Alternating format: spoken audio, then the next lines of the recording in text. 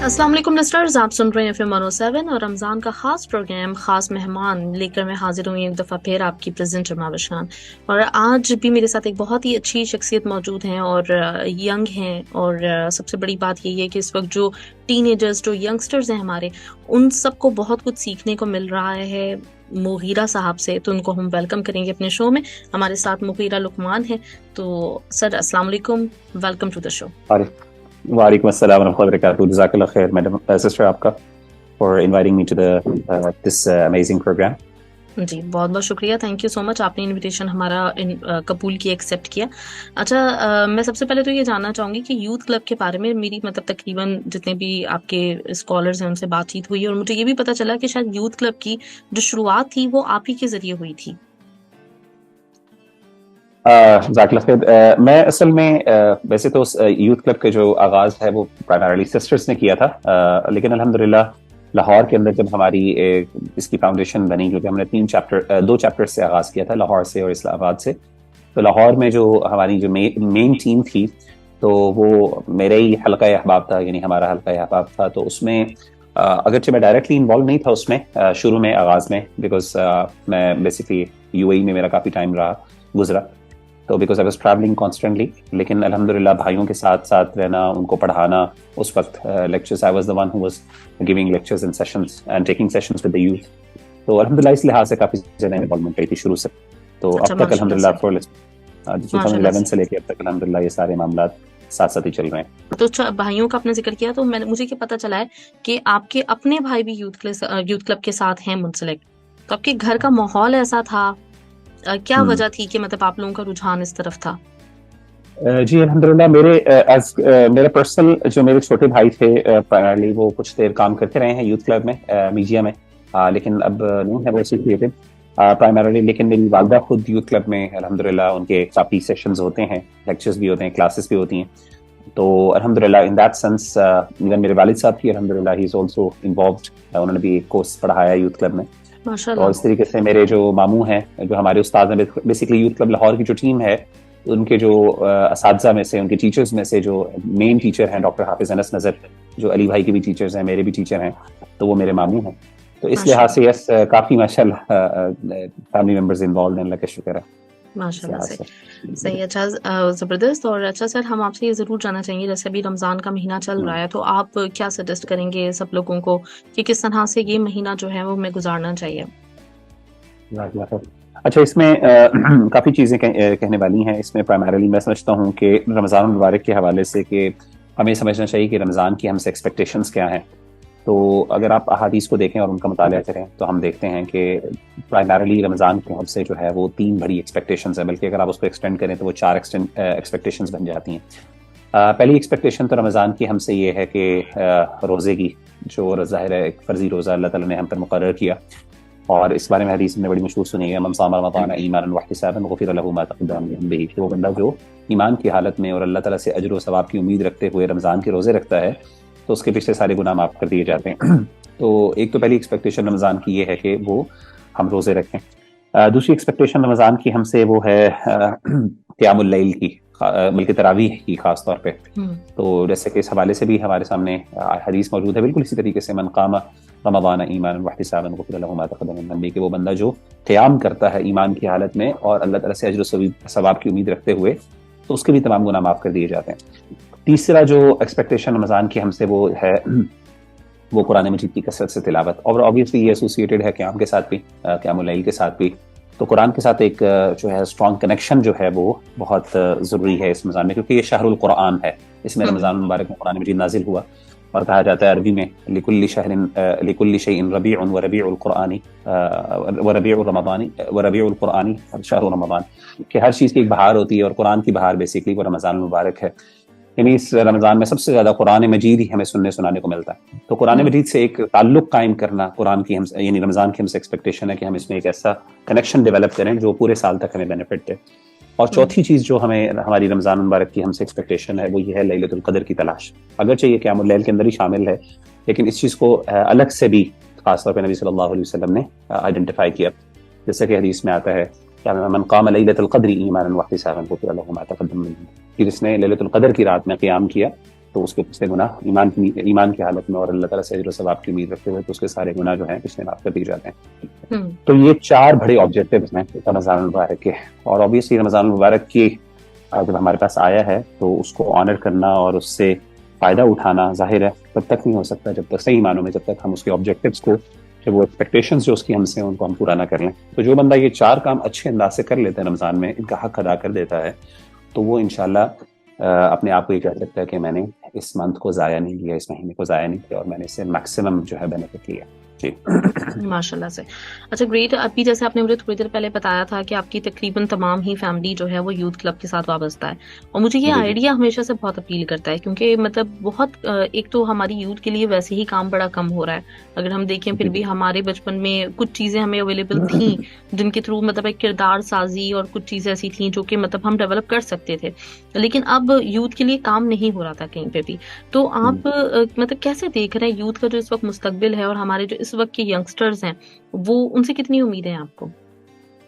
اچھا ماشاء اللہ, اصل میں میری چونکہ خود بھی میں الحمدللہ کافی زیادہ ایسوسیٹیڈ ہوں یوتھ کے ساتھ بھی تھرو یوتھ کلب, اور اس طریقے سے نا میں یونیورسٹی میں بھی پڑھاتا ہوں یہاں پہ, تو وہاں بھی کافی انٹریکشن ہے. تو الحمدللہ جو مجھے اچھی چیز دیکھنے کو مل رہی ہے وہ یہ ہے کہ ایک امید بہت زیادہ الحمدللہ ہم قائم کر سکتے ہیں, کیونکہ ایک شعور اور ایک کانشیسنس ڈیولپ ہو رہی ہے ہر جگہ پہ, ایک شعور ڈیولپ ہو رہا ہے. اور جو ہم پہلے سمجھتے تھے کہ لوگ اتنے انفارم نہیں ہیں, اب الحمدللہ over the period of time شاید اس کو سوشل میڈیا کو بھی ہم کہہ سکتے ہیں کہ ایک بینیفٹ اس کا ہے, اگرچہ اس کے بہت سے مسائل بھی ہیں, لیکن ون آف دا بینیفٹس اس کے لوگ people are now well informed.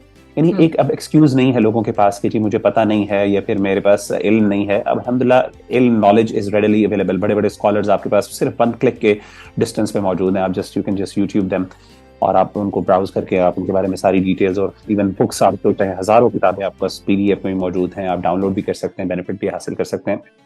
تو کہنے کا مطلب ہے کہ الحمدللہ اس کی وجہ سے ہم نے دیکھا ہے کہ بہت سی یوتھ اس ٹائم کرنٹلی اپنی جو ہے نا وہ جو اصل جو میسج تھا یا جو مقصد تھا اس کی طرف واپس لوٹ رہی ہے as compare to the previous times, کیونکہ اس وقت شاید لوگوں کے پاس اتنی وہ نہیں تھی, لوگوں کے پاس ایکسیس نہیں تھی نالج کی جتنی اب کرنٹلی ایکسیس ہے. تو الحمدللہ اگرچہ اس کے نقصانات بھی ہیں, تو I am pretty much hopeful about it کہ we can not actually undergo. اگرچہ ہم دیکھتے ہیں تو ہمارے پاس برے کیسز بھی نظر آتے ہیں, لیکن 1-2 یعنی رائز, ایک جہاں پہ برائی بڑھ رہی ہے وہاں پہ خیر بھی بہت زیادہ بڑھ رہی ہے, کیونکہ اللہ تعالیٰ کا اصول ہی یہ ہے کہ یعنی اللہ تعالیٰ کبھی بھی کسی ایک چیز کو بہت دیر تک ڈومینیٹ نہیں رہنے دیتے, کیونکہ اسی طریقے سے پھر وہ دنیا کا جو مقصد اور قیام ہے وہ اسی طرح ممکن ہے جب دونوں چیزوں میں بیلنس کریٹ ہو. تو جہاں پہ شر پھیل رہا ہے وہاں پہ خیر بھی بہت زیادہ پھیل رہی ہے الحمدللہ یوتھ میں. تو میں سمجھتا ہوں کہ just if we can reach out to them and just simply spread یعنی just share with them the message, the beauty of the message, I think that's pretty much enough. اور اس کو زیادہ ہمیں یعنی we can gain a lot of benefit from that inshallah. Great, زبردست. اچھا ابھی یہ بھی میں ضرور آپ سے بات پوچھنا چاہوں گی کہ جیسے آپ کے والد اور والدہ انوالو ہیں, ماموں ہیں, تو ان کی کیا فیلنگز ہوتی ہیں؟ کیونکہ ایک طرح سے دیکھا جائے تو آپ تو خود بھی 30s میں ہی ہیں, آپ کی مطلب خود بھی آپ ایک طرح ینگ میں ہی آتے ہیں, اور تو ان کی کیا فیلنگز ہوتی ہیں دیکھ کے؟ ان کو کیسا لگتا ہے؟ مطلب اپنے وقت کے حساب سے اگر وہ موازنہ کرتے ہیں تو بھی ان کو بہتری زیادہ فیل ہوتی ہے؟ بالکل ایسا ہی ہے. اصل میں اپرچونیٹیز کا بڑا فرق پڑتا ہے. مطلب میرے پیرنٹس کے پاس وہ شاید اپرچونیٹیز نہیں تھیں جو ہمارے پاس اب کرنٹلی ہیں بیکاز آف سوشل میڈیا, اور الحمدللہ جو مجھے اللہ تعالیٰ نے اپرچونیٹیز, ظاہر ہے یہ بھی اللہ کی توفیق سے ہے. من یرید اللہ بہ خیرا یوفقہ فی الدین, سیدھی سی بات ہے کہ اللہ تعالیٰ جس کے لیے بھلائی کا ارادہ کرتے ہیں اس کو دین کی فقہ اور سمجھ عطا کرتے ہیں, اور اس کے لیے معاملات بھی آسان کرتے ہیں, توفیق بھی عطا کرتے ہیں. تو کہنے کا مطلب یہ ہے کہ میں نہیں سمجھتا, میرے جو پیرنٹس خاص طور پہ ابھی جو دیکھتے ہیں, اور الحمدللہ یعنی اپرچونیٹیز ہر بندے کے پاس اویلیبل ہیں, لیکن بہت کم لوگ ایسے ہیں جو ان اپرچونیٹیز کو جو ہے نا صحیح معنی میں فائدہ اٹھا پاتے ہیں. مثال کے طور پہ میں دیکھتا ہوں کہ ٹک ٹاک کو دیکھ لیں آپ, اس طریقے سے یوٹیوب کو دیکھ لیں, تو آلموسٹ ہر دوسرا جو ینگ آدمی ہے وہ یہ سمجھتا ہے کہ ہمیں یوٹیوب کو ایکسیس تو اس کو ہے ہی ہے, لیکن وہ ویڈیوز بھی بنا رہا ہے, کانٹینٹ پروڈیوس کر رہا ہے, لیکن وہ کانٹینٹ کتنا خیر والا ہے, اصل میں یہ بات ہے. تو مطلب میرے پیرنٹس کو وہ ایکسیس نہیں تھی, اور ابھی بھی اگر وہ آتے ہیں تو ابھی ان کے لیے بہت مشکل ہوگا یہ سب چیزیں دوبارہ سے ڈیولپ کرنا, جس ایزیلی میں یا پھر میرے بعد کی جنریشن اس کو ایکسیس کر سکتی ہے یا اس کو ٹیپ ان کر سکتی ہے, وہ شاید نہیں کر سکتے. لیکن الحمدللہ they are happy with the fact کہ الحمدللہ جو انہوں نے چیزیں سکھائی ہیں ہم آگے لے کے چل رہے ہیں, کیونکہ ایک بندے کے لیے سب سے بڑی خیر کی بات یہ ہوتی ہے کہ اس کا نالج جو اس نے ایکوائر کیا ہے وہ اسٹیگننٹ نہیں ہے, بلکہ وہ اسپریڈ ہو رہا ہے اور لوگ اس سے فائدہ اٹھا رہے ہیں. تو کسی بھی وے میں, چاہے میں ایون ہم بھی, ہماری بھی کوشش یوتھ کلب میں یہی ہوتی ہے کہ میکسیمم کوشش کریں اس کو اسپریڈ کریں, اسٹوڈنٹس تیار کریں. تو لیکچرز یوٹیوب پہ لیکچر آئی تو ایک سائبر جنک میں کچھ دیر کے بعد وہ چیز چلی جاتی ہے, اس کے بعد وہ ظاہر ہے اس کے ویوز ایک حد تک ہوتے ہیں, اس کے بعد وہ پھر وہ یوٹیوب بھی اس کو جو ہے اس کا الگوریدم جو ہے وہ زیادہ دیر تک اس کو ویزیبل نہیں رکھتا. لیکن جب آپ بندے تیار کر لیتے ہیں, بے شک چاہے وہ تھوڑے سے ہیں, تو الحمدللہ جس طریقے سے وہ پھر ایک ریپل افیکٹ کریٹ کرتا ہے کہ وہ اپنی اپنی جگہوں پہ جا کے پھر وہ آگے اس نالج کو اسپریڈ کرتے ہیں, وہی اصل ہے. اور ہماری کوشش بھی یوتھ کلب میں الحمدللہ یہی ہے, ان کلاسز کے تھرو, لیکچرز کے تھرو, اور خاص طور پہ پڑھانے کے تھرو ہم جو ہے نا یہ چیزوں کو اسپریڈ کریں. تو ان دیٹ وے میرے پیرنٹس بھی ریلیونٹ ہیں, ان کا علم بھی ریلیونٹ ہے, میں سمجھتا ہوں کہ اصل خیر کا کام بھی یہ ہے. باقی سوشل میڈیا کو بینیفٹ آپ اٹھا سکتے ہیں, بٹ آپ 100% اس کے اوپر ریلائی نہیں کر سکتے. اگین صحیح. اچھا, یہاں میں ایک چیز اور, جتنے بھی پیرنٹس خاص طور پہ دیکھیں گے اس انٹرویو کو, تو ان کے لیے میں یہ پوچھنا چاہتی ہوں کہ مطلب تربیت جو ہے, اگر ہم اپنے بچوں کی چھوٹی, ہم ان کو ابھی سے تیار کرنا چاہیں تو اس کے لیے کیا مطلب ایسی چیزیں ہیں, کون سے ایسے اصول ہیں جن کو ہمیں مد نظر رکھنا چاہیے اگر ہم چاہتے ہیں کہ ہماری جو آنے والی جنریشن ہے ہم سے بہتر ہو, زیادہ دین کے قریب ہو, زیادہ اللہ سے محبت رکھتی ہو. دوسرا ایک سوال میں اور آپ سے ضرور کرنا چاہوں گی کہ جو آپ کے اسٹوڈنٹس رہے, تو اگر آپ نے مشاہدہ کیا ہو کہ ان کا کن فیملی بیک گراؤنڈ سے تعلق تھا, کیا وہ ایسے تھے جن کا مطلب کچھ دینی رجحان تھا جن کی فیملیز میں, یا پھر وہ نوجوان بھی اٹریکٹ ہوتے ہیں جن کا پیچھے سے مطلب بہت ماڈرن فیملی ہو, جس کو لبرل فیملیز ہم کہتے ہیں, تو ان کا بھی کیا رجحان ڈیولپ ہو رہا ہے؟ جی الحمدللہ ہماری جو ٹارگٹ آڈینس ہے پرائمریلی وہ یہی نان پریکٹسنگ یوتھ ہے. تو ایک تو نان پریکٹسنگ یوتھ سے مراد یہ ہے ہماری کہ ایسے بچے جن کو اب تک دین کی دعوت نہیں پہنچی ہے, جن کے پیرنٹس شاید ابھی تک ان کے پاس وہ ایکسیس نہیں ہے دین کی, یا پھر کبھی انہوں نے اس لیول پہ اس کو سمجھا نہیں ہے, اہمیت نہیں دی. تو الحمدللہ ہماری پرائمری چونکہ آڈینس وہ ہے, تو ہماری ایکٹیویٹیز اور ہمارے لیکچرز وغیرہ اور ہمارا کانٹینٹ بھی بیسکلی اسی کے مطابق تیار ہوتا ہے اور ہم اسی کے مطابق ڈلیور کرتے ہیں. اسی وجہ سے شاید میں سمجھتا ہوں کہ ہمیں اللہ تعالیٰ نے مقبولیت بھی دی کافی زیادہ, ایٹ لیسٹ اپنے جو اردو اسپیکنگ کمیونٹی ہے پوری دنیا میں ان کا. تو ان لائک ادرس, تو ہمارا فوکس پرائمری, اور ہماری اسسمنٹ بھی اپنے ایونٹس کے بارے میں یہی ہوتی ہے کہ کتنے نان پریکٹسنگ لوگ آئے ہیں. اگین پریکٹسنگ لوگ تو ماشاءاللہ اگر ہم ٹیپ ان کرنا چاہیں, ان کو بلانا چاہیں, تو ہمارے لیے کوئی مشکل کام نہیں ہے. لیکن ہماری کوشش ہوتی ہے کہ ہم ایسی مارکیٹنگ کریں یا ایسے لوگوں تک ریچ پہنچیں ہماری, جہاں پہ لوگ جو ہے وہ دین سے دور ہیں, کیونکہ اصل خیر تو ان کو پہنچانی ہے. تو آلریڈی جو ریلیجس طبقہ ہے اس کو ماشاءاللہ کیٹر کیا جا رہا ہے, مساجد کے اندر ماشاءاللہ علماء موجود ہیں, لوکل اسکالرس موجود ہیں جو آلریڈی ان کو ماشاءاللہ گائیڈ کر رہے ہیں. لیکن ایسے طبقے تک پہنچنا بڑا مشکل ہے, اور ظاہر ہے اسکالرس کو وہاں تک, اسکالرس کی ایکسیس بھی مشکل ہے وہاں تک, ظاہر ہے because of number of reasons, communication gap بھی ہے, اسی طریقے سے ایک غلط پرسیپشن بھی بنا ہے یا امیج بھی بنا ہوا ہے اسلامک اسکالرشپ کا, تو اس طرح سے لوگ شاید وہاں تک ایکسیس نہیں ہے. لیکن الحمدللہ ہم وہاں پہ پھر ہماری ریچ ہوتی ہے. تو پہلی بات تو یہ کہ ہمارا آڈینس ہی ہے جو آپ نے بات کی. دوسری چیز یہ ہے کہ الحمدللہ over the period of time, جیسے آپ نے مجھ سے پوچھا کہ آپ کا دوسرا پہلا کوسچن کیا تھا؟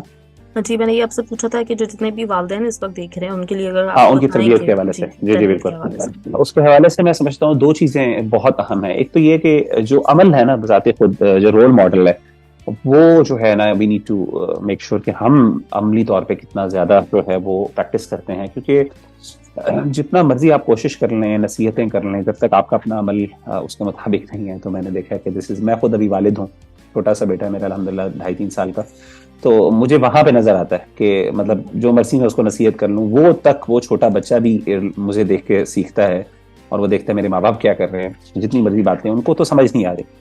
اگین تو بچہ بچپن سے ہی آپ کی ایکشن اور پریکٹس کو دیکھتا ہے. تو میں سمجھتا ہوں کہ وہ پیرنٹس جو خاص طور پہ اپنے بچے کے بارے میں بہت کنسرنڈ ہیں کہ ہمارے بچے اسموکنگ پہ نہ لگ جائیں, ڈرگس پہ نہ لگ جائیں, تو they need to make sure کہ کیا وہ گھر میں یہ چل رہا ہے کہ نہیں چل رہا. اگر چل رہا ہے, آپ جتنا مرضی کہہ دیں کہ بیٹا یہ بابا کے لیے الاؤڈ ہے, آپ کے لیے الاؤڈ نہیں ہے, ماما کے لیے الاؤڈ ہے, آپ کے لیے الاؤڈ نہیں ہے, اٹ ڈزنٹ میک سینس. بچے جو ہیں کبھی بھی اس کو ڈائجسٹ نہیں کر پاتے, بلکہ وہ اس سے ایک قسم کی ریبیلیسنس ان کے اندر آتی ہے کہ جی ماں باپ خود تو یہ کر رہے ہیں اور ہمیں اس چیزوں سے روک رہے ہیں. تو ایک تو چیز میں یہ سارے بھائیوں اور بہنوں سے کہوں گا, خاص طور پر پیرنٹس سے, کہ ان چیزوں کے بارے میں بہت کنسرن ہو کہ اپنا آپ بدلیں, ٹھیک ہے نا. نمازی بچوں کو نمازی بنانا چاہتے ہیں, خود نمازی بنیں. دوسری چیز جو میں سمجھتا ہوں جو امپورٹنٹ ہے وہ یہ ہے, پیشنس از بہت امپورٹنٹ ہے اس دور میں.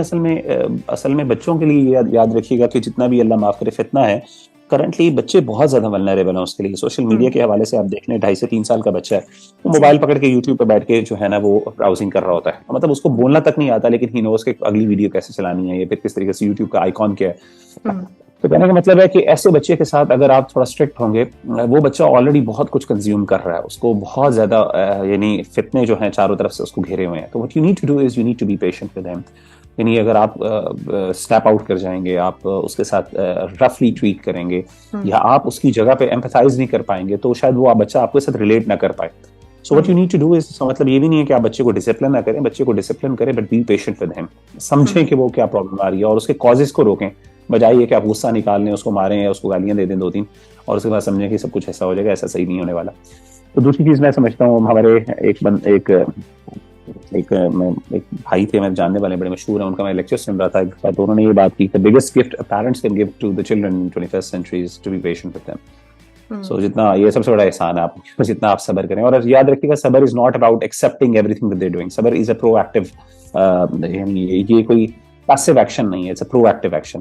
یعنی یہ آگے بڑھ کے چیزوں کو مینج کرنے کا نام ہے, اور پہلے سے چیزوں کو یعنی سنبھالنے کا نام ہے. اس کا مطلب یہ نہیں کہ بندہ پیسے وہ جو بچے کری جانے بس برداشت کرتے رہیں, یہ صبر نہیں ہے.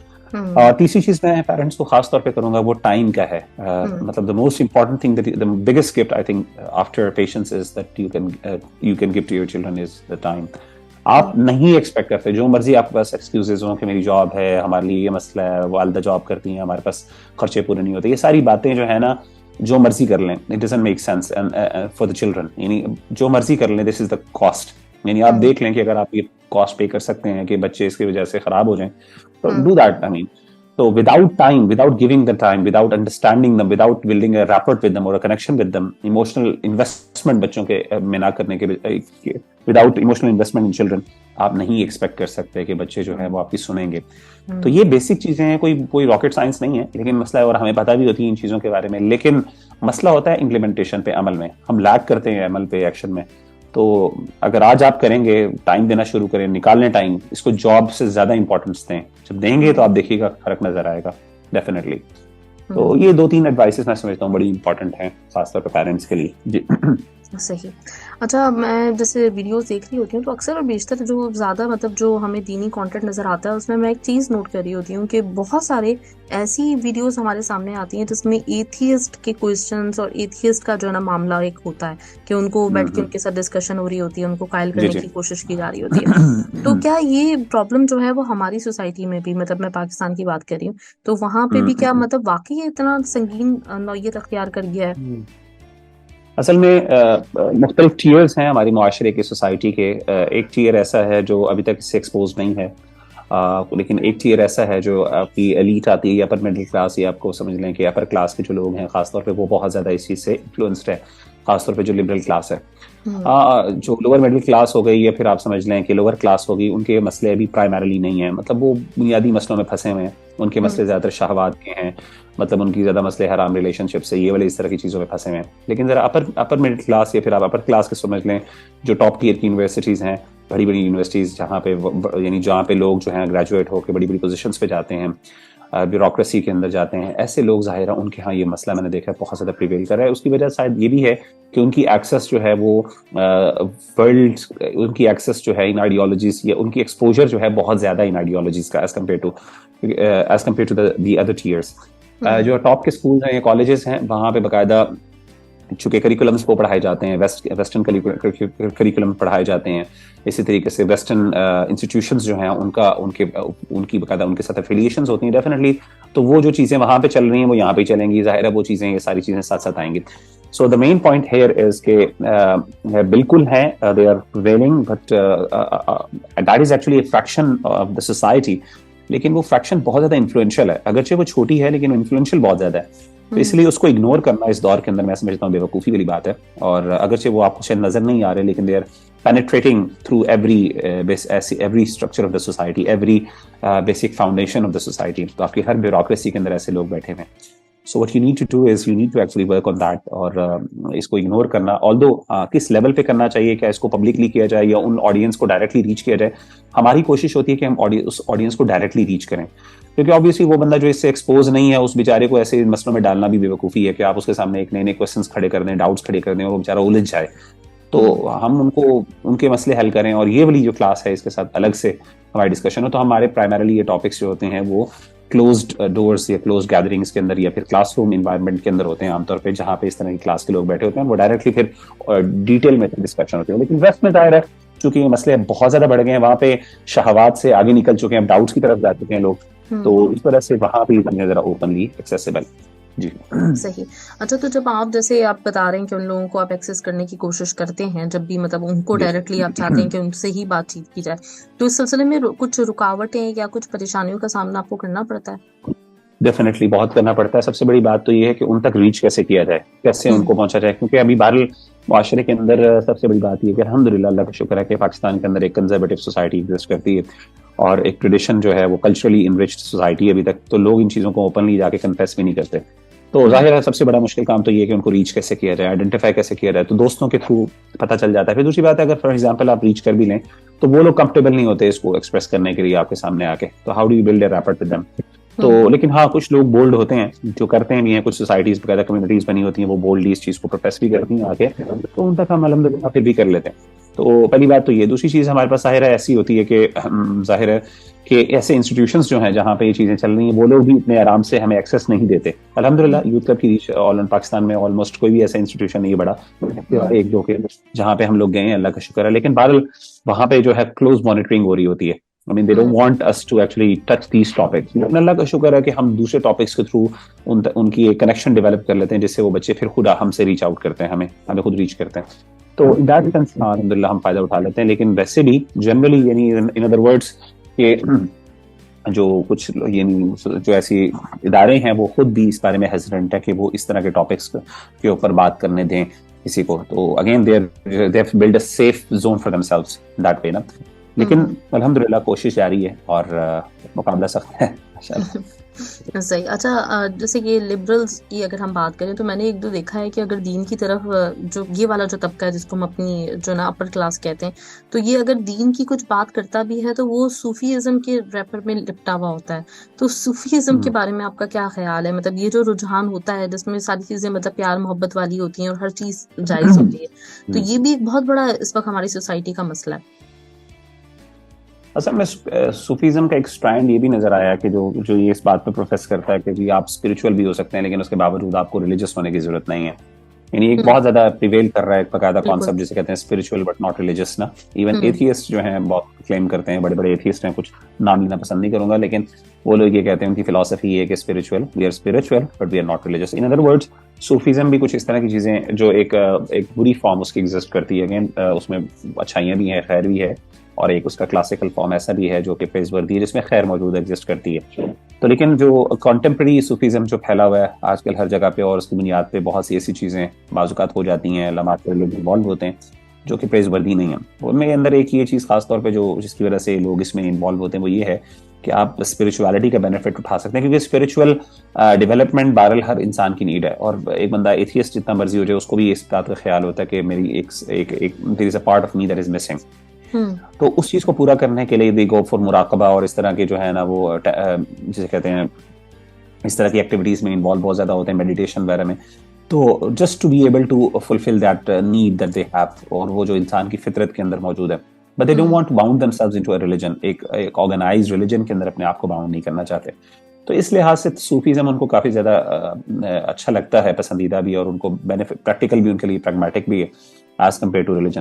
لیکن ہمارا جو دین کا تصور ہے، ہمارا جو مسلمانوں کا تصور ہے وہ یہی ہے کہ اسپرچولیٹی کی ایکسیس تھرو ریلیجن ہی ہے، اور خاص طور پہ اسلام ہی ہے. یعنی صحیح ہے اوریجنل اسپرچولیٹی جو آپ ایکسیس کر سکتے ہیں، یعنی جو اللہ کے ساتھ ایک کنیکشن ڈیولپ کر سکتے ہیں، وہ اللہ تعالیٰ نے خود ہی بیان کر دیا وَمَن يَبْتَغِ غَيْرَ الْإِسْلَامِ دِينًا فَلَن يُقْبَلَ مِنْهُ. یعنی اسلام کے علاوہ کسی اور طریقے سے آپ اللہ تک ریچ کرنے کی کوشش کریں، اللہ کہتے ہیں اللہ ایسی چیز قبول نہیں کریں گے آپ سے. جو مرضی آپ جتنا مرضی اس کے لیے اسپرچول ہو جائیں، جتنا مرضی آپ اچھا بننے کی کوشش کر رہے ہیں، دیٹ از دا وے.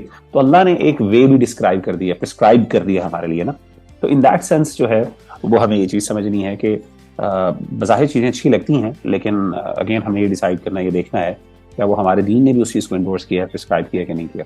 جی صحیح. اچھا، ابھی آپ نے کنزرویٹو کی بات کی تھی کہ ہماری سوسائٹی میں زیادہ تر لوگ کنزرویٹو ہیں، لیکن وہاں پہ مطلب جو مجھے پرابلم فیل ہوتی ہے کہ ہم لوگوں کو مطلب دیکھا جائے تو ہم لوگ رسم و رواج میں اتنے زیادہ جکڑے ہوئے ہیں کہ بہت ساری چیزوں کو ہم نے اس میں دین سے وابستہ کیا ہوا ہے، جو کہ دین کا حصہ نہیں ہے، لیکن ہم نے ایسے کر دیا کہ نہیں یہ تو ہمارا مذہب جو ہے وہ اس کے حساب سے یہ چیز ہے. تو آپ اس چیز کو کتنا مطلب ضروری سمجھتے ہیں کہ یہ والی جو چیزیں جو دین سے بالکل بعض اوقات مختلف ہوتی ہیں، الگ ہوتی ہیں، لیکن پھر بھی وہ اس لیے رائج ہوتی ہیں کہ ان کو سمجھا جا رہا ہوتا ہے اسلام کا حصہ؟ بالکل ایسے ہی ہے جی. آپ نے بہت امپورٹنٹ بات کی ہے. اگین جہاں دیکھیں ہر چیز پرفیکٹ نہیں ہوتی. جہاں پہ کچھ فائدے ہیں اس کنزرویٹیزم کے یا پھر ٹریڈیشنل ہونے کے, وہاں پہ اس کے کچھ نقصانات بھی ہیں, اور نقصان آپ نے خود بیان کر دیا کہ بعض اوقات بہت سی ایسی چیزیں جو دین کا پارٹ نہیں ہے لیکن ہم نے اس کو دین کا پارٹ بنا لیا بیکاز ہم نے اس بارے میں اسٹڈی نہیں کی. تو in that sense it is important to understand کہ ہمیں فرق کرنا ہے کیا چیز دین ہے اور کیا چیز ٹریڈیشن ہے. ٹریڈیشن کی خیر ہم لے لیں کیونکہ ہمارا دین بھی ٹریڈیشن کے ایسپیکٹس کو, ہمارے یہاں دین کے اندر ایک تصور ہے جس کو عرف کہا جاتا ہے. تو یہ عرف کیا کہتے ہیں, ایسی چیز جو کسٹم یا پھر پریکٹسز ہیں, کسٹمری پریکٹسز ہیں جو بینیفیشل ہے انسان کے لیے. تو ہمارا دین کہتا ہے کہ آپ اس سے ضرور فائدہ اٹھائیں, اور ہمارا دین اس کو انڈورس بھی کرتا ہے اور اسے یعنی بھاگنے سے منع بھی نہیں کرتا, اسے منع کرتا ہے کہ اس سے دور ہونے کے, اس سے ڈرفٹ نہ ہوا جائے. لیکن ہمارا دین یہ بھی کہتا ہے کہ ایسا کوئی پریکٹس یا ایسی کوئی ٹریڈیشن جو اسلام کے خلاف ہو یا جس کا فلسفہ یا فلسفی آپ کو جو ہے اسلام سے دور کر رہی ہو, ایسی چیز سے آپ نے اندر انوالو نہیں ہونا. تو ہمارے دین نے کلیئر ڈسٹنکشن کر دی ہے. ہوتا یہ ہے کہ ہم اس کے اندر اتنا زیادہ انوالو ہو جاتے ہیں اور اس کو دین کا پارٹ بنا لیتے ہیں, اور بیسک اس کا مسئلہ کیا ہوتا ہے, لیک آف نالج, یعنی آپ کی اگنورینس ہوتی ہے جس کی وجہ سے آپ ان چیزوں کے اندر جو ہے نا آپ سمجھتے ہیں کہ یہی دین ہے اور یہی دین کا تقاضا ہے. تو یہاں پہ جو بندہ ویل انفارمڈ ہے, جو بندہ دیندار ہے ان اے سینس کہ اس کو دین کا پتہ بھی ہے, وہ پڑھتا بھی ہے, سیکھا ہوا ہے, تو ظاہر ہے وہ ان چیزوں کا شکار کم ہوتا ہے اور وہ فائدہ بھی اٹھا لیتا ہے اس ٹریڈیشن کا اور کسٹمری پریکٹس کا. لیکن اس کے ساتھ ساتھ جو اس کی بری چیزیں ہیں یا جو غیر شرعی چیزیں ہیں ان سے وہ بچ بھی جاتا ہے. اچھا, تو ایک چیز جو میں اور پوچھنا چاہ رہی ہوں کہ جتنے بھی لوگ اس وقت مطلب آپ کو سن رہے ہیں اور جیسے اتنا زیادہ ان کا رجحان نہیں ہے, وہ اتنا زیادہ فالو نہیں کر رہے ہوتے, قرآن کو اب اسٹارٹ کرنا چاہتے ہیں, تو یہ خاص طور پہ رمضان کے حوالے سے جب بات ہوتی ہے تو ہم سب لوگ ہی مطلب اپنے بچپن سے ہماری یہ کوشش ہوتی تھی, آپس میں مقابلے بھی ہوتے تھے کہ جتنے زیادہ سے زیادہ قرآن ہم پڑھ سکیں. لیکن اس میں جو سچی بات ہے مطلب زیادہ سے زیادہ پڑھنے کے چکر میں, ایک دوسرے سے کمپٹیشن کے چکر میں اکثر بہت غلطیاں ہوتی رہی ہیں, جو جس کا اندازہ بھی ہو رہا ہوتا ہے, لیکن ہم جلدی کہ نہیں ٹائم نہیں ہے کرنا ہے پورا. تو کیسے ایک تو قرآن پڑھا جائے اس رمضان میں, اور اس کو صحیح طریقہ مطلب کیا ہے قرآن پڑھنے کا رمضان میں, یہ پلیز آپ ہم سے شیئر کیجیے. ہاں جی, دیکھیں بہت امپورٹنٹ آپ نے بات کی ہے کہ قرآن مجید کے حوالے سے کہ ہمارے یہاں اصل میں وہی بات ہے کہ کسٹم ہے, ہماری ایک پریکٹس ہے اوور آل کہ رمضان المبارک کے اندر میکسیمم قرآن ختم کیا جائے. تو بس میں یہی کہتا ہوں کہ میکسیمم قرآن پڑھا جائے, قرآن ختم نہ کیا جائے. یہ تھوڑے سے اسٹیٹمنٹ اگر فرق کر لیں تو کافی چیزیں مسئلے حل ہو سکتے ہیں. تو جب ہم ختم کرنے کی بات ہوتی ہے تو ہمارا آبجیکٹیو ہوتا ہے کہ ہم نے ختم کرنا ہے. جب پڑھنے کی بات ہوتی ہے تو اس کے اندر obviously یہ ہوتا ہے کہ ہم جتنا اپنا ٹائم اس کو دے سکیں وہ دیں. پڑھنے کا مطلب, پڑھنے کے اندر ضروری نہیں ہے کہ صرف جو ہے ختم کرنا ہے, یا پھر پڑھنے کا مطلب یہ بھی قطعاً نہیں ہے کہ آپ نے صرف اس کی یعنی آپ نے اس کا ٹیکسٹ پڑھنا ہے, بلکہ اس کے اندر یہ بھی چیز آ جاتی ہے کہ آپ اس کی ٹرانسلیشن پڑھیں, اس کو سمجھیں. کیونکہ دیکھیں اصل مقصد جو ہے وہ قرآن مجید سے خیر لینا اور بینیفٹ اس کو سمجھنا ہے. اگرچہ یہ بات بھی امپورٹنٹ ہے کہ قرآن مجید کو صرف تلاوت کرنے کا بھی ثواب ہے. یعنی کچھ لوگ یہ سمجھتے ہیں کہ اس تلاوت کا کوئی فائدہ نہیں ہے, ایسی بات نہیں, یہ بھی غلط ہے.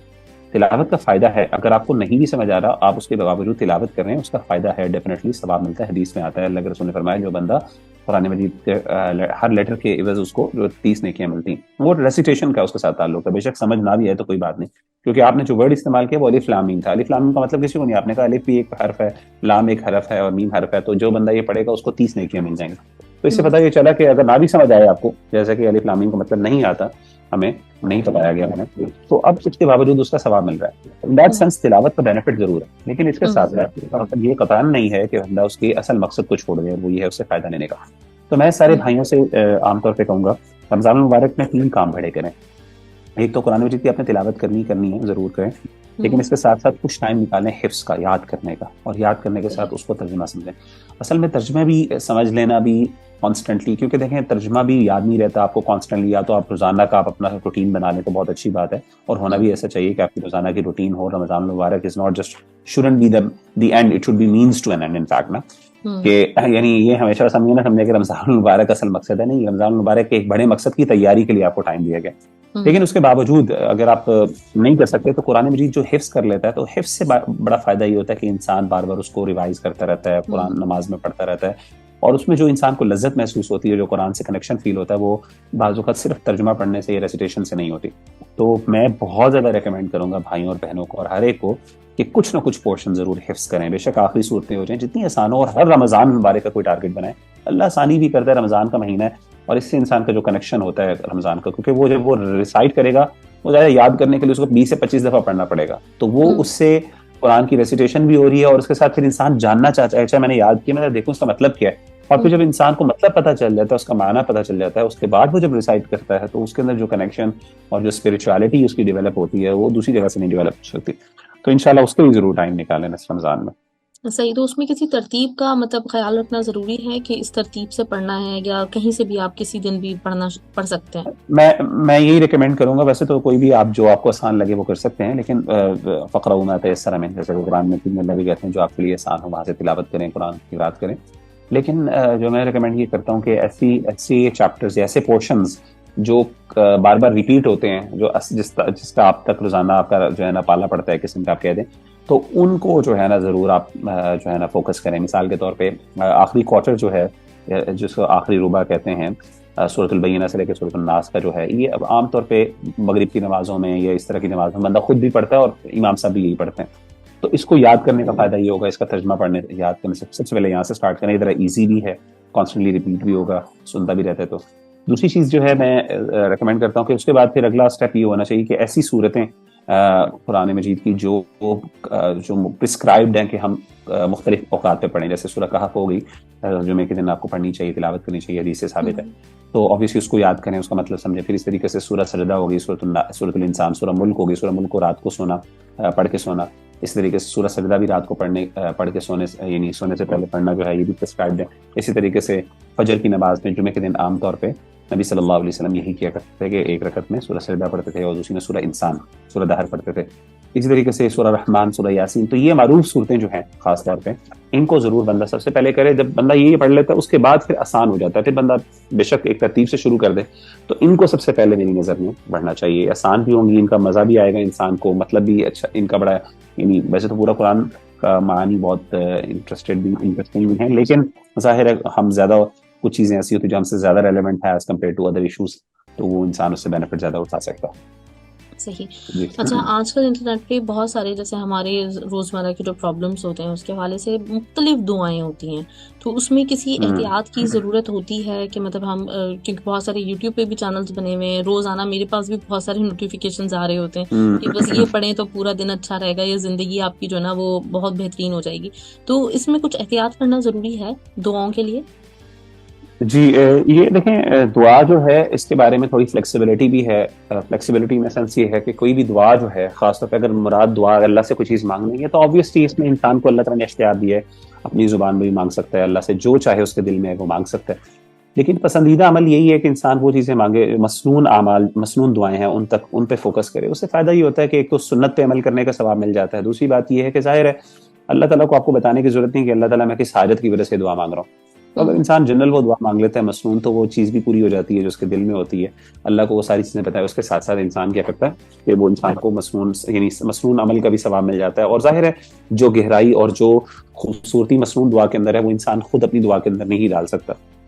تو اسی لیے پرسکرائبڈ اور بہتر یہی ہے کہ، لیکن اس کے ساتھ ساتھ ہمارے دین نے یہ بھی ہمیں آسانی دی ہے کہ آپ جو آپ کے دل میں آئے وہ مانگیں، آپ اپنی زبان میں مانگ سکتے ہیں، پرووائڈیڈ ہے کہ آپ کی دعا کے کچھ اصول ہیں، کچھ کنڈیشنز ہیں، کچھ ایسی مثلاً مثال کے طور پہ کوئی گناہ کے بارے میں آپ نہ مانگ رہے ہوں کوئی دعا، اسی طریقے سے کسی کے حق مارنے کے بارے میں نہ ہو، اسی طریقے سے ایک اور کوئی ایسی چیز نہ مانگ رہے ہوں جو اللہ کے اصولوں کے خلاف. مثال کے طور پہ کوئی بندہ ایسی دعا مانگنا شروع کر دے کہ جی مجھے کبھی موت نہ آئے، تو یا پھر یہ جو ہے نا رمضان کبھی جائے ہی نہ، اس طرح کی دعائیں نہ مانگنا شروع کر دے. تو یہ والی چیزیں جو اللہ نے ایک اصول بنایا ہے اس کے خلاف نہ ہو، تو علماء نے کہا کہ اس کے علاوہ آپ کو جو دل چاہتا ہے وہ آپ مانگیں. تو اب یہ تو ایک چیز ہے، لیکن اس کے ساتھ ساتھ جو آپ نے بات بتائی وہ تھوڑی سی ڈفرینٹ ہے کہ ہمارے ساتھ جو اس دعاؤں کے ساتھ جو چیزیں ایسوسیٹ کر دی جاتی ہیں کہ اگر آپ یہ کریں گے تو یہ ہو جائے گا، تو وہ چیزیں جو ہے نا وہ ایسے دعوے نہیں کرنے چاہیے انلیس کہ وہ چیز پروون ہو. تو ہاں اگر یہ چیز پروون ہے احادیث کے اندر کہ کوئی بندہ ایسی دعا مانگتا ہے اور اس کے ساتھ یہ ہو جاتا ہے، تو پھر تو بسم اللہ اور وہ اوتھینٹک نریشن ہو. لیکن اگر وہ چیز ایسی نہیں ہے تو پھر انسان جو ہے نا وہ اپنی طرف سے دعوے نہیں کرنے چاہیے. باقی ہاں دعا جیسی مرضی مانگ لے، اس میں کوئی حرج والی بات نہیں ہے، لیکن اس کا دعویٰ نہیں کرنا چاہیے کہ یہ کروں گا تو پورا دن اچھا گزرے گا، یہ ہو جائے گا، وہ ہو جائے گا.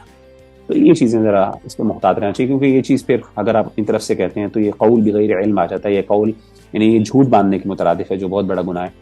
تو انسان کو اس چیز سے بچنا چاہیے. صحیح. چلیں سر، بہت بہت شکریہ، بہت اچھا لگا آپ سے بات کر کے. میں چاہوں گی کہ آخر میں آپ ہمارے جتنے بھی سننے والے ہیں ان کو میسج ضرور دیں، اور میں آپ سے ساتھ میں یہ وعدہ بھی لینا چاہوں گی کہ آگے بھی آپ ہمیں وقت ضرور دیں گے، جب بھی مطلب رمضانوں میں خاص طور پہ میں چاہتی ہوں کہ ہمارے لسنرز جو ہیں ان کو کم از کم مطلب ریڈیو کا فائدہ اٹھاتے ہوئے ان تک اچھا جو میسیجز ہیں تو وہ ضرور پہنچائے جائیں. بارک اللہ فیکم. ضرور انشاءاللہ. میرا جو آخری میسج آپ سب بھائیوں اور بہنوں کے لیے اور اپنے لیے بھی خاص طور پہ وہ یہ ہے کہ دیکھیں رمضان المبارک ایک ظاہر ایک ایفرٹ ہم سے ایکسپیکٹ کرتا ہے. تو تھوڑا سا ہم لوگ عام طور پہ کوشش یہ ہوتی ہے ہماری، کیونکہ ہم ایک ایسی ایج آف کنوینئنس میں رہ رہے ہیں کہ ہم میں سے ہر بندے کی کوشش ہے کہ کسی نہ کسی طریقے سے آرام ملے، سکون ملے، اور اس کے لیے ہم ساری ایفرٹ کرتے ہیں. ہمارے ہاں یہ جو آرام کا تصور ہے کہ جی اپنے اوپر مشکل نہ ڈالی جائے، اس سے بچا جائے، یہ عام طور پہ بہت زیادہ یہ چیز ہمارے پریویل کر رہی ہے ہماری لائفس کے اندر. تو فار ایگزامپل آپ دیکھیں کہ لوگ بہت سے ایسے ہیں کہ جو کوشش کرتے ہیں کہ جب روزہ رکھ لیے تو زیادہ ایکٹیو نہ ہوا جائے، زیادہ کام نہ کیے جائیں، سوتے رہ جائے. تو اس طرح کی چیزیں، تو کہنے کا مطلب یہ تھا کہ دیکھیں مقصد روزے کا یہ ہے کہ آپ تھکیں، آپ کو احساس ہو، آپ اپنی زندگی کے روزمرہ کی زندگی جو ہے اس کو جاری رکھیں. جیسا کہ صحابہ کو دیکھ لیں، صحابہ نے جنگیں کی ہیں باقاعدہ روزے کی حالت میں، اور رمضان میں جنگیں کی ہیں. تو مقصد یہ تھا کہ اس ٹائم جو ان کی حالت ہوتی تھی بھوک کی وجہ سے اور روزے کی حالت سے بے ہوش ہونے والے ہو جاتے تھے، گر جاتے تھے، تو اس وقت ان کو احساس ہوتا تھا کہ روزے کا جو اصل مقصد ہے نا تقویٰ، وہ تب انسان کو فیل ہوتا ہے. تو ہمیں یہ چاہیے کہ رمضان المبارک کا جب جو آیا روزہ تو اس کو امبریس کریں اور اپنے آپ کو تھوڑا تیار کریں کہ کوئی بات نہیں یار، اس میں تھوڑا سا میں نے ایفرٹ کرنی ہے، تھوڑی مشکل برداشت کرنی ہے. رات کو تھکاوٹ بھی ہوگی، ٹھیک ہے، روزہ بھی مشکل لگے گا، ٹھیک ہے، یا قرآن بھی زیادہ پڑھنا پڑے گا، روٹین بھی اپسیٹ ہوگی، کوئی بات نہیں یار. اس مہینے کے لیے جو ہے نا ہم تھوڑا سا اپنے آپ کو کریں، تو مینٹلی اپنے آپ کو پریپیئر کریں. کیونکہ دیکھیں وہ ہے نا منجد وجدہ، مشہور عربی کا مقولہ ہے، فریز ہے کہ جس نے محنت کی اس کو ملے گا. وَأَلَّيْسَ لِلْإِنسَانِ إِلَّا مَا سَعَىٰ. تو انسان جتنی محنت کرے گا اتنا اللہ تعالیٰ سے اس کو اجر ملے گا. تو جو کنوینئنس سے تھوڑا سا اپنے کمفرٹ زون سے باہر نکلنے کی اس بار تھوڑا سا اپنا ذہن بنائیں. تو یہ جو بار بار ریلیکس رہنا اور بالکل چھوڑ کے بیٹھ جانا اور کوشش کرنا کہ بس روزے کی حالت میں پیسیو رہا جائے اور اس کے بعد پھر افطاری کے بعد پھر پوری رات جاگا جائے، یہ جو چیز ہے غلط، ناپسندیدہ ہے. اور اس میں نا کریں اور اس کے برداشت کریں، امبریس کریں، اور اسی کا ہی اجر ہے، اسی تکلیف کا، اسی جو پیاس اور بھوک لگے گی اور اس میں جو انسان کی حالت ہوگی کمزوری اور اس میں انسان کو جو تکلیف ہوتی ہے برداشت کرنے کی، یہی چیز ہے جو اللہ کو مطلوب ہے، اور اسی سے محنت اور اسی سے انسان کا تقویٰ بڑھتا ہے اور اسی سے فائدہ ہوتا ہے. میں سب بھائیوں اور بہنوں سے کہوں گا کہ اس بارے میں ذرا تھوڑا سا رکھیں اور اس کو امپریس کریں، اس محنت کو انشاءاللہ. اور اللہ کا بھی اصول یہ ہے کہ اللہ بغیر محنت کے اپنے بندے کو بڑی اجر نہیں دیتے. ایکسپیکٹ کرتے ہیں کہ میرا بندہ محنت کرے اور اس سے مجھ سے لے. تو عید کا بھی مزہ تبھی آئے گا جب انسان نے محنت کی ہوگی. اگر انسان نے اس طرح رمضان گزارا تو پھر عید از ناٹ، اس کی وہ اس کا لذت ہی نہیں ہوگی. تو دیٹس مائی لاسٹ میسج انشاءاللہ. تو انشاءاللہ ضرور پھر آپ کے ساتھ رہے گا، آپ کے ساتھ پروگرام میں آؤں گا. جزاک اللہ آپ کے بلانے کا. بہت بہت شکریہ سر. السلام علیکم.